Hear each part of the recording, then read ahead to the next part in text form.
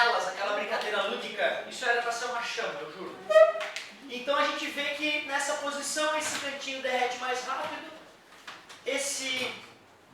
o centro de gravidade então vai se deslocar, uma hora aquela parte de lá vai ficar mais pesada do que essa, a gangorra muda de posição e assim sucessivamente. Ele pergunta, nesse brinquedo, observa-se a seguinte sequência de transformações de energia. E aí a gente vai analisar caso a caso para ver qual corresponde à realidade. Eu te confesso que eu senti uma certa insegurança quando eu fui fazer, apesar da simplicidade do exercício. Letra A. Energia resultante do processo químico se transforma em energia potencial gravitacional que se transforma em energia cinética. Tá, a queima, processo químico, faz com que a parafina derreta. O derretimento da parafina desloca o centro de gravidade, o que permite que a energia potencial gravitacional se transforme em cinética à medida que ele se movimenta para a nova posição, acumulando de novo em potencial gravitacional uma nova posição. Então é razoável. O problema é que terminar em cinética pode deixar o cara confuso, porque no final das contas tu voltou a parar numa nova posição, então não terminou em cinética, né? Então assim, não está um absurdo, mas não está perfeito ainda. Letra B. Energia potencial gravitacional se transforma em energia elástica. Energia elástica não tem mola, né? Não, mas a parafina deforma. Não, mas isso é devido à fusão, não é deformação elástica, né? Nada a ver então. Letra C. Energia cinética e aí energia resultante do processo químico. Pô, só se tu entender que o movimento das partículas gerou a reação química, mas é muito delírio, não tem como. Ao contrário, é a reação química que transformou, né, em outra forma de energia. Letra D. Energia mecânica, energia luminosa. Energia mecânica é cinética, potencial gravitacional, potencial elástica. Não é isso que transformou em energia luminosa. A energia química parcialmente foi convertida em luminosa e a energia luminosa ela é secundária nesse processo, né? Não concordo. Energia resultante do processo químico se transforma em luminosa e depois a luminosa se transforma em cinética.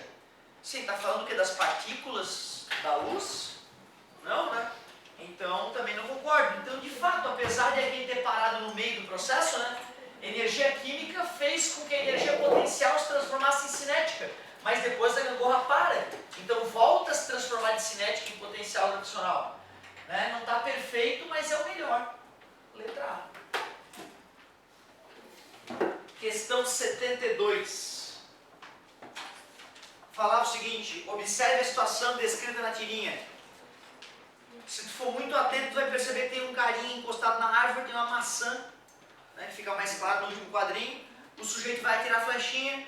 Você quer matá-lo ou acertar a maçã? Você deve mirar mais para cima para compensar a gravidade. Assim? Ufa, ainda bem que Lisa chegou. A pessoa que estava com a maçã na cabeça, né, comemorando o fato de a Lisa ter feito o arqueiro regular a mira adequadamente. Assim que o menino lança a flecha, há transformação de um tipo de energia em outra. A transformação nesse caso é de energia potencial elástica em energia gravitacional. Parcialmente, no meio do processo, né, como ela virou para cima, eu concordo que parte da energia potencial gravitacional, que se transformou em velocidade na flecha, depois a flecha diminui de velocidade enquanto sobe. Então vai haver essa conversão de energia potencial elástica em energia potencial gravitacional. Mas... não seria cinética e potencial? Sim, mas eu quero dizer que no todo, a energia inicial é potencial elástica. Eu não estou dizendo que esse é o gabarito. Eu estou falando que existe, de fato, energia potencial elástica se convertendo parcialmente em potencial gravitacional. Tendo como meio do caminho a cinética. Foi bem o que eu disse. A potencial elástica se transforma em cinética, que é parcialmente convertida em gravitacional, já que a flecha sobe. Mas deve haver uma explicação melhor. Energia gravitacional em energia potencial. Energia gravitacional em energia potencial, mas energia gravitacional é potencial. Então ficou estranho aquilo ali.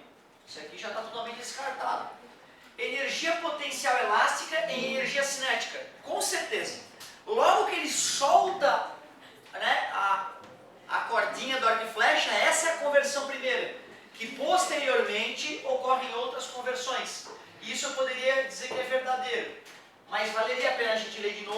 para ver qual transformação que ele quer saber, em que momento que ele quer saber. Energia cinética e energia potencial elástica está fora de cabimento, né? Não é a velocidade da flecha que arca, né? Que o arco e flecha. Certo? Então nada a ver. Letra E. Gravitacional e cinética. Isso ocorre a partir da metade da parábola que a flecha descreve. Da segunda metade desse movimento, parte da energia gravitacional se transforma em aumento de velocidade, em cinética da flecha. Agora resta a gente saber de que momento para que momento ele quer. Porque a letra A poderia ser aceitável se fosse do início para o fim. A letra C é a mais óbvia, que é o momento em que ele solta o arco e flecha, que ele libera a flecha. E a letra E seria também uma transformação de energia aceitável do meio para o fim do fenômeno. Assim que o menino lança a flecha, no momento em que ele solta a flecha, é a letra C. Embora as outras transformações A e E também sejam possíveis. Então, bonitinha essa questão aí. 73. Já na página 21, que bela tarde! A energia térmica liberada em processos de fissão nuclear pode ser utilizada na geração de vapor para produzir energia mecânica, que por sua vez será convertida em energia elétrica. A seguir está representado um esquema básico de uma usina de energia nuclear. Não sei se eu comentei com vocês, né? Exceto a usina solar, que a partir das placas fotovoltaicas gera uma DDP, com a luz do sol incidente, e com essa DDP, com essa voltagem, carregam baterias, exceto essa forma de gerar energia, toda outra forma de gerar energia, que não fosse também, de repente, por criação de pias, né? Reações químicas, aí só nos resta girar ímãs envolto em fio condutor, usando geradores de energia, né? Que convertem energia cinética em energia elétrica. A única diferença entre energia hidrelétrica, termoelétrica, nuclear, solar, geotérmica, ou até das marés, é a maneira como eu vou sacudir o ímã dentro do gerador, né? Se eu vou usar uma queda d'água, se eu vou usar o vento, ou se eu vou usar outra maneira de gerar energia. Resumindo, nesse esquema, a única coisa que muda é a maneira como a gente aquece água. Todo o resto é igual, né? Na usina, ou a maneira como a gente gira a turbina ali, né? Nem sempre a gente aquece água. No gerador eólico, a gente usa o movimento gerado pelas pás diretamente no gerador. Vamos ver. A partir do esquema são feitas algumas afirmações.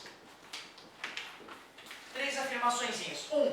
A energia liberada na reação é usada para ferver água que, como vapor a alta pressão, aciona a turbina. A energia nuclear aquece a água, esse vapor é que vai girar as pás da turbina. Parece honesto.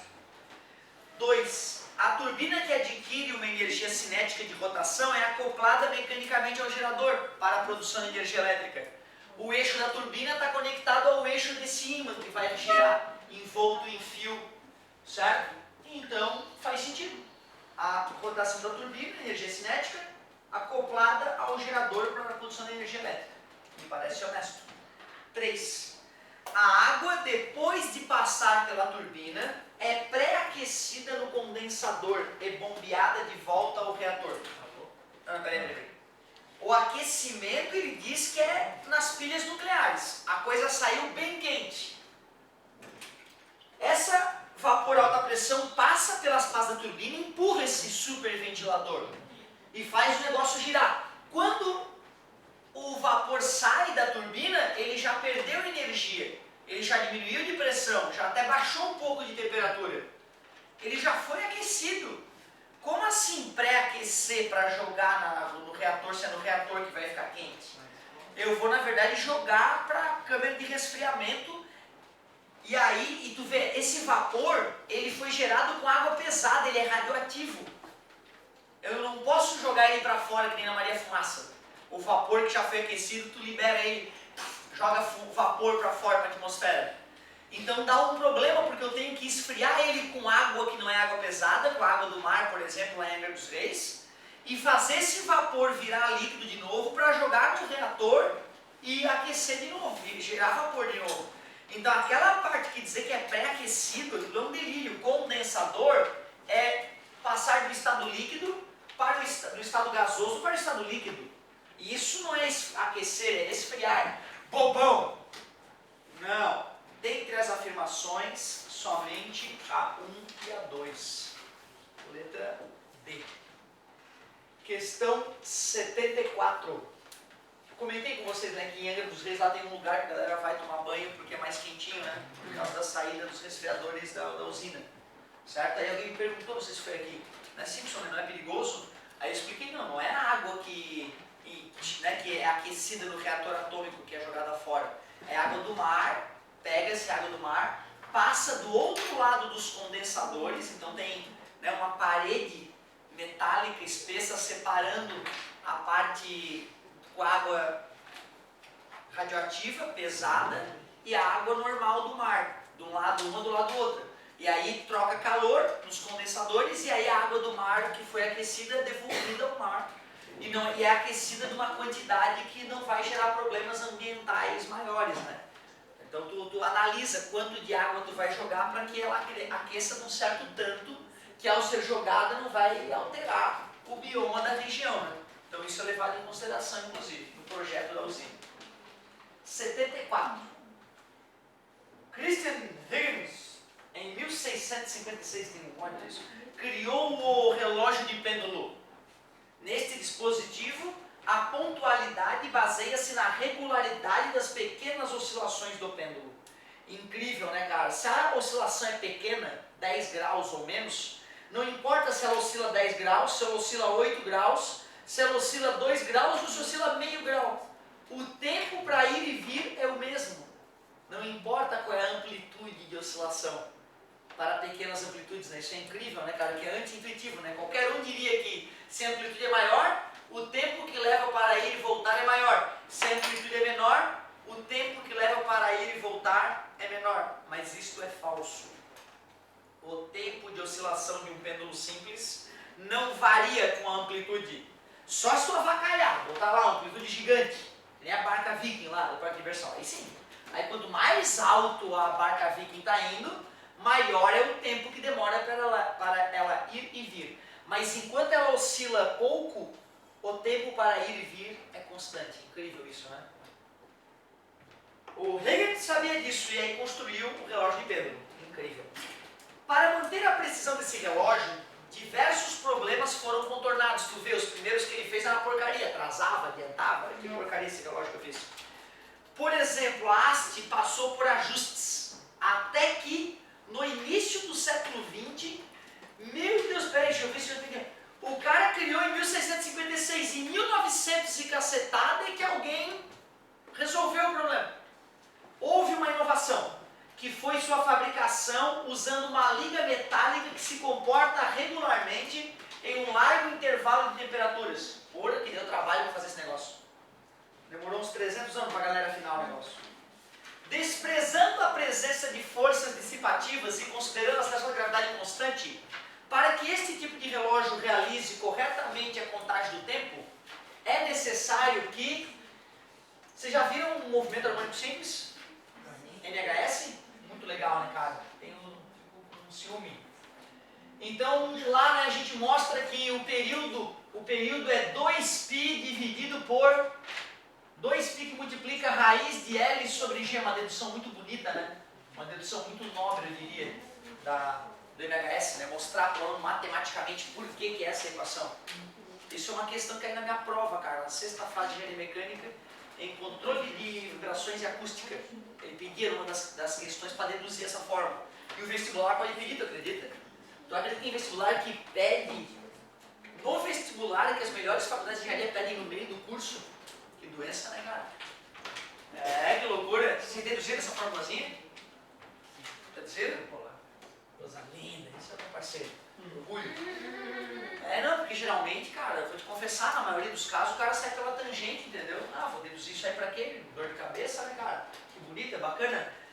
Pô, cara, aí tá a resposta à questão, né? Se ele falou que a gravidade é constante, para que o período permaneça constante, o L deve ser constante, o tamanho do pêndulo. Daí ele está dizendo que ele usou uma liga com baixo coeficiente de dilatação. Assim a liga não dilatando muito, o pêndulo não alterava o seu período de oscilação do inverno para o verão. Legal. É necessário o quê? O comprimento da haste seja mantido constante. Oh, yes! Só para a gente se divertir, vamos analisar as outras coisas que ele tenta nos ludibriar. Massa do corpo suspenso, por incrível que pareça, não importa a massa do cara que está pendurado no pêndulo, incrível. O material da haste possui alta condutividade térmica. Alta condutividade térmica quer dizer que ele consegue conduzir calor, mas a gente não quer que conduza calor. E caso o calor atinja a haste fazendo aquecer, ela não deve dilatar muito. Por isso que deve ser de uma liga metálica adequada para que o pêndulo continue oscilando no mesmo período. Então, nada a ver. Material da ala, nada a ver, já disse.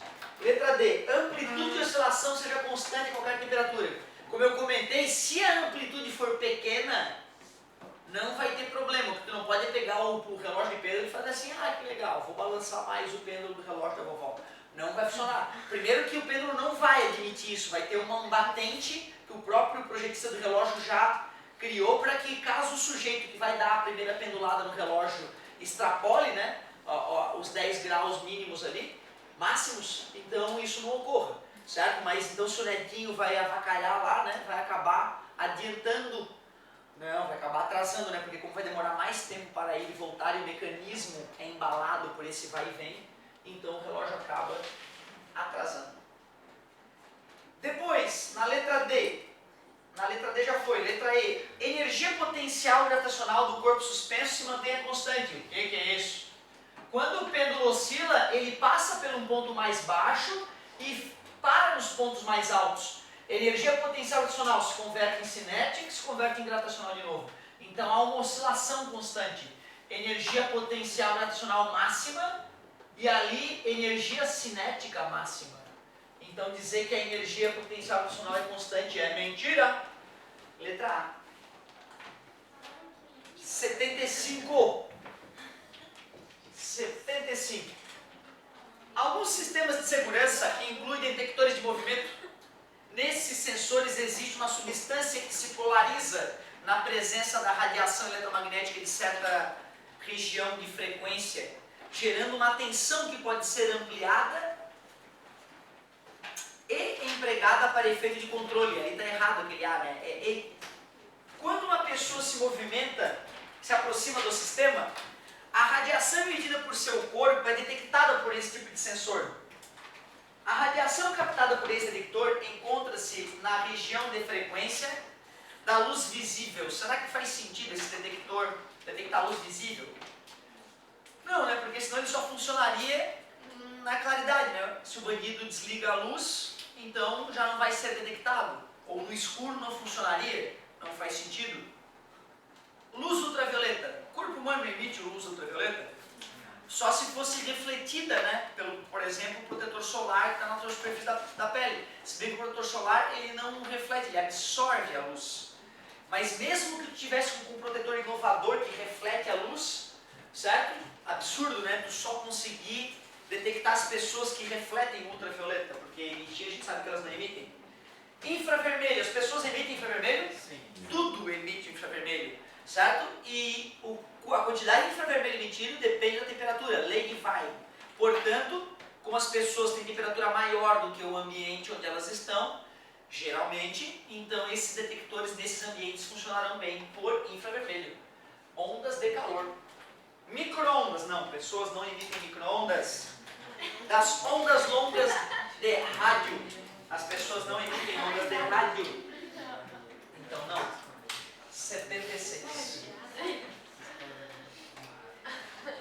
Ao sintonizarmos uma estação de rádio ou um canal de TV em um aparelho, estamos alterando algumas características elétricas do seu circuito receptor.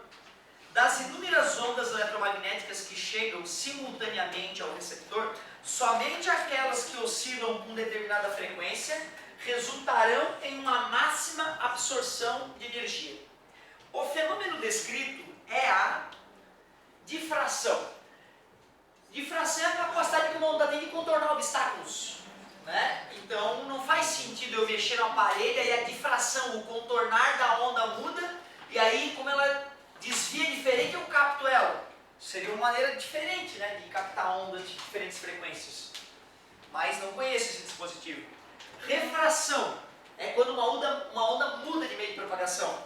Mas a onda gerada pela antena de rádio, ela fica embebida no ar, né, o tempo inteiro. Ah, professor, mas ela refrata do ar para a antena. Cara, mas não é uma refração assim, né, cara? É um processo diferente ali que ocorre na antena, né? Não sei se dá para dizer que é uma refração. Agora, o ato de sintonizar não é uma refração. Então, com certeza, a refração não explica o fenômeno. Polarização.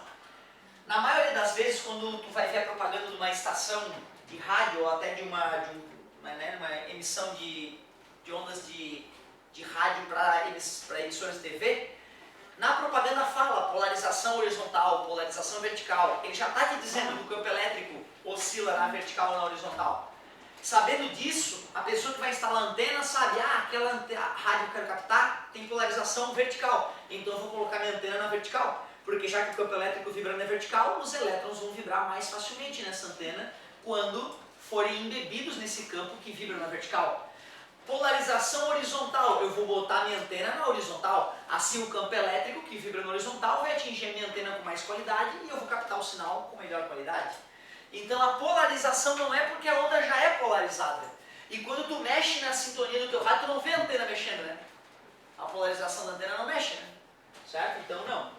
Polarização não. Interferência. Interferir é quando duas ondas se sobrepõem, pode ser construtiva ou destrutiva. Se o teu rádio gerasse ondas que interferissem com as ondas geradas pela antena, aí a gente poderia supor que a interferência, né, ajudaria na sintonia, mas na verdade o rádio é um receptor, não é um emissor de ondas. Então a interferência também não é bem-vinda. Ressonância é legal. Ressonância é aquele fenômeno que quando um corpo é atingido por uma onda cuja vibração é igual ou muito próxima da vibração natural do corpo, esse corpo tende a vibrar cada vez mais intensamente, como empurrar alguém no balanço no ritmo certo. Se tu empurra alguém no balanço no ritmo certo, a pessoa vai cada vez mais alto no balanço. O balanço entrou em ressonância.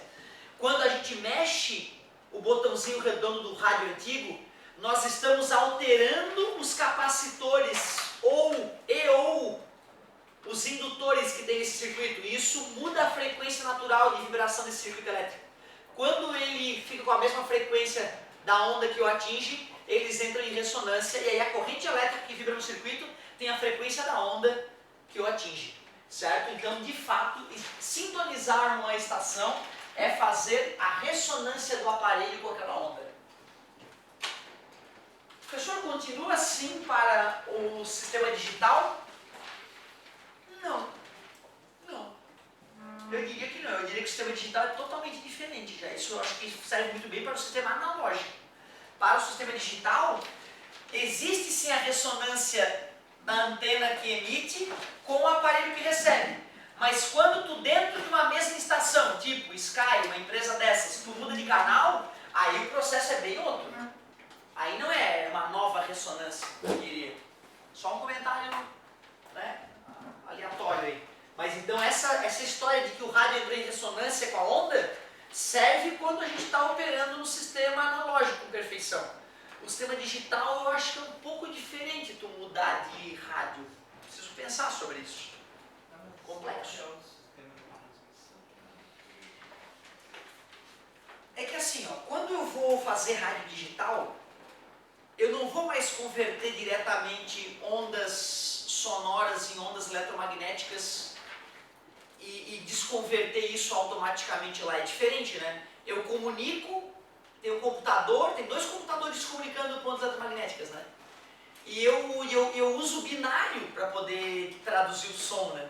Então é um processo totalmente diferente, né, cara, se tu for pensar. Ou seja, quando eu estou mudando de estação analógica, eu pego o meu rádio e entrou em ressonância. Aí começa, quando entra em ressonância, entrou a estação do rádio. Quando eu vou lá e aperto um botão e aí vem um código lá no meu rádio, né, e pega alto, sente, pega na hora, né, eu não sei se eu posso dizer que a onda especificamente entrou em ressonância. Entrou sim, entrou. Eu concordo que entrou. Só que a maneira como eu mudei o meu circuito é que foi diferente. Mas tem outro detalhe. Volto a dizer, quando eu tenho uma operadora de sinal digital, né? A mudança de canais lá dentro eu posso dizer que é um pouco diferente, pode ser um pouco diferente, né? A maneira como o receptor se comunica com esse computador. Mas é devaneio, né? Não tem muito valor, eu estou dizendo. Eu, de repente, poderia ter um tipo de pegadinha, né? Do cara pegar um sinal digital e querer dizer, quando eu mudo a frequência, quando eu mudo a informação que eu estou transmitindo em sinal digital, eu necessariamente fiz uma nova ressonância com quem recebe a informação. E isso não é verdade, né? Eu posso estar usando o mesmo canal digital que funciona numa frequência e dentro dessa mesma frequência ter vários canais, certo? Ter várias informações diferentes codificadas por linguagens binárias diferentes, né? Doenças do professor de física. 77. Quando adolescente, as nossas tardes após as aulas consistiam em tomar às mãos o violão e o dicionário de acordes de Almir Shakir e desafiar nosso amigo Milton a descobrir apenas ouvindo o acorde quais notas eram escolhidas. Sempre perdíamos a aposta. Ele possui o ouvido absoluto. O ouvido absoluto é uma característica perceptual de poucos indivíduos capazes de identificar notas isoladas sem outras referências, isto é, sem precisar relacioná-las com outras notas de uma melodia. Que loucura!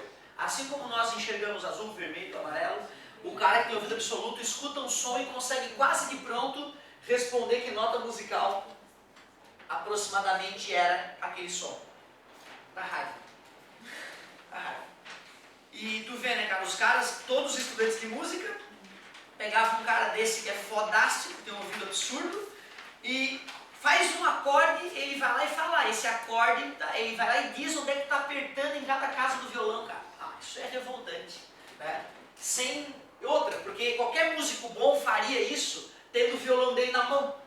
O cara faz o acorde, ele faz um acorde que ele sente que é parecido, e comparando os sons, ele, peraí, então tá, o teu acorde era esse. Ele não, ele escuta uma vez e como se estivesse vendo o som, ele fala, essas são as notas musicais dentro desse teu acorde. Por isso dá raiva. No contexto apresentado, a propriedade física das ondas que permite esta distinção entre as notas é a letra E. Vamos começar com a letra E. Com certeza é a velocidade de propagação. Tá certo, a velocidade do som no ar, né? 350 metros por segundo. Não importa se eu falo agudo, ou se eu falo é 340 metros por segundo, né? Certo? Como é que é o agudo? Como se a minha voz já não fosse suficientemente aguda. Eu, por várias vezes no telefone, né? Assim. Pois não, senhora. Eu tinha 15 anos. Então, por favor. Então tá, senhora. Quando eu tinha 15 anos também. Isso que acontece hoje. Amplitude da onda. Amplitude da onda é o volume. É o volume. É isso. Então, o volume, na verdade, né, é a intensidade. E não era, se fosse a intensidade da onda, né, o cara tocaria o acorde mais forte ou mais suavemente e ia confundir o sujeito. Né? Não é isso, não é a força com que ele estava dedilhando o acorde que nos interessa. Forma da onda.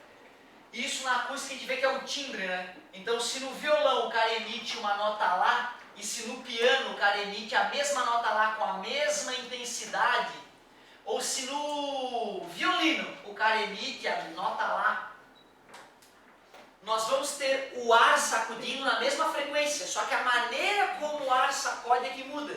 No violão, depois que tu tocou a corda, deixa ela vibrar limpamente, nós teríamos camada de ar comprimido e camada de ar descomprimido, porque nós sabemos que o som é uma onda longitudinal, né? Eu não posso representar o som sacudido para cima e para baixo, isso é uma representação artística das camadas de ar comprimido e descomprimido. A crista é uma camada de ar comprimido, né? O vale é uma camada de ar descomprimido.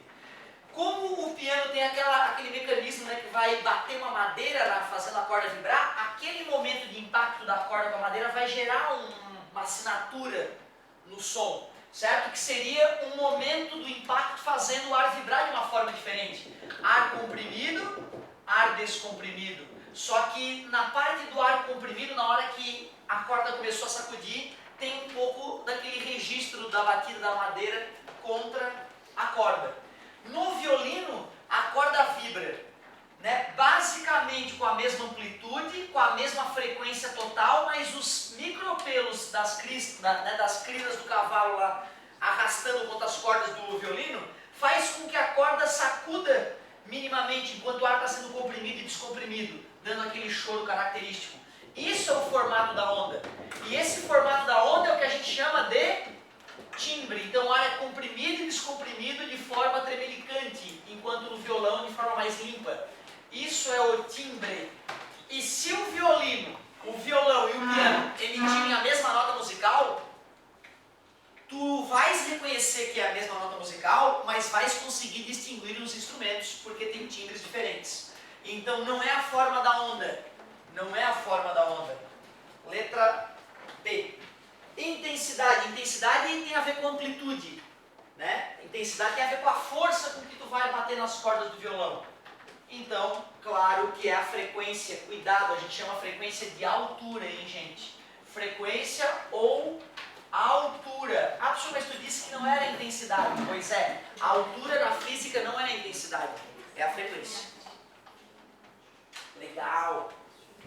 Questão 78. Fala o seguinte: em viagem de avião, é solicitado aos passageiros o desligamento de todos os aparelhos cujo funcionamento envolva a emissão ou a recepção de ondas eletromagnéticas. O procedimento é utilizado para eliminar fontes de radiação que possam interferir nas comunicações via rádio dos pilotos com a torre de controle. A propriedade das ondas emitidas que justifica o procedimento adotado é o fato de terem fases opostas. Fases opostas quer dizer que uma é crista e outra é vale. A interferência pode ser destrutiva. Então, de repente, a onda que meu celular emite tem fase oposta à onda emitida pela torre de controle ou pelo avião, dá interferência destrutiva, a onda deixa de existir, a galera não se comunica e bum. Pois é. Mas curioso, né, cara? Coincidência, né? Os celulares estão emitindo uma onda em oposição de fase. Mas, se não tivesse outra opção na vida, né? Mas, né, estou desconfiado. Letra B. Serem ambas audíveis. Ok. Não, ondas eletromagnéticas não são audíveis. O som é uma onda mecânica. Não. Terem intensidades inversas. Intensidades inversas. Quer dizer que eu acho que a da torre e do avião são fortes e a do celular é fraca. As intensidades inversas fazem com que seja perigoso. Não, porque o celular é intensidade fraca, porque vai atrapalhar a intensidade forte dos outros, né? Se fosse... Não faz sentido. O celular tem intensidade mais forte, então, do que a da torre. Não, nada a ver com a vida. Serem de mesma amplitude. Se elas forem de mesma amplitude e a interferência for destrutiva, aí anula a onda, né? Mas aí tem que estar em oposição de fase. Mas será que a amplitude da onda tem a ver com a intensidade? E a intensidade inversa não era. Então é a mesma intensidade. Será que no celular emite uma onda com a mesma intensidade que a torre de controle, que o próprio avião? Não faz sentido, né, cara? Não é possível. Letra E. Terem frequências próximas. Para que duas ondas possam interferir, tem que ter frequência próxima. Se as frequências forem muito discrepantes, uma não vai sentir a presença da outra. Até porque, senão, coisas que emitem ondas eletromagnéticas, as pessoas não poderiam entrar no avião, porque a pessoa emite ondas eletromagnéticas, né? O infravermelho. Então, não, vocês são pessoas, não podem, por favor. Outros seres que não emitem ondas eletromagnéticas, né? Não daria, né, cara? Então, realmente, tem que ter a ver com as frequências. As fases opostas ali é uma viagem. E na verdade, daqui a pouco vai acabar com essa porcaria, porque, né, o perigo não é o teu celular, cara. O fabricante do celular, ele diz, olha, o meu aparelho emite tais ondas. E aquilo é respeitado. Até porque se não fosse, tu vai testar o aparelho e ele não está de acordo com o nosso regulamento. Faça. O problema é o cara, né, um avião estragou, está no meio da pista. O piloto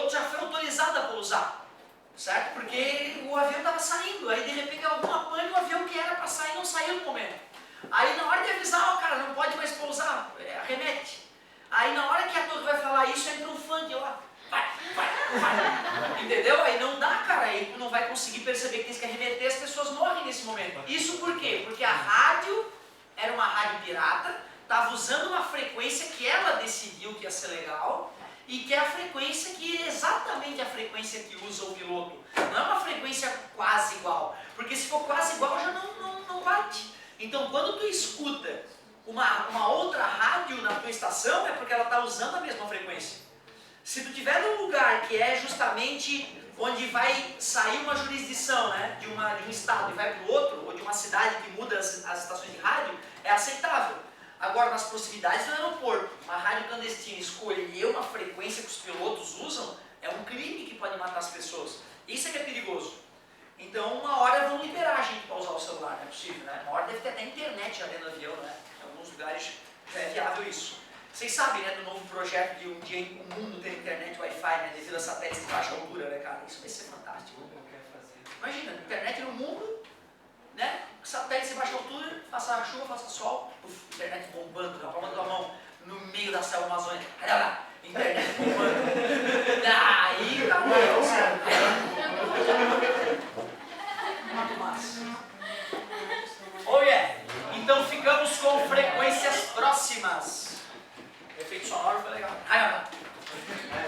Eu vi uma, cara, no Globo News da vida, um programinha lá que eles analisam mídias digitais, coisas novas. Uma empresa lá que está fabricando um teste DNA, tu acopla no celular e divide e divulga o resultado na hora. Então tu pega lá uma planta, tá, tem um kitzinho, 4 coisinhas, tal, acopla no celular e ele já lança o resultado na nuvem e compara que espécie é aquela. Ops. Tu imagina, né, cara? Outra, uma mulher jovem, 31 anos, não terminou a faculdade, saiu de Stanford antes de se formar. Tu imagina, né, cara? Se o cara tá ali, na boca do gol e não se formou é porque alguma coisa muito foda aconteceu, né? Descobriu alguma coisa muito foda antes de se formar.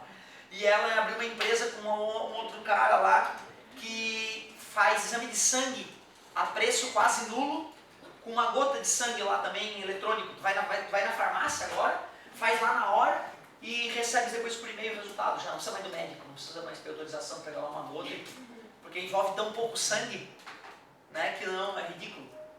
Bilionária, tá, a empresa dela que ela criou há pouco tempo atrás, não lembro o nome da empresa. Bilionária. Certo? Assustador, né, galera? O conhecimento é foda. Valeu, galerinha!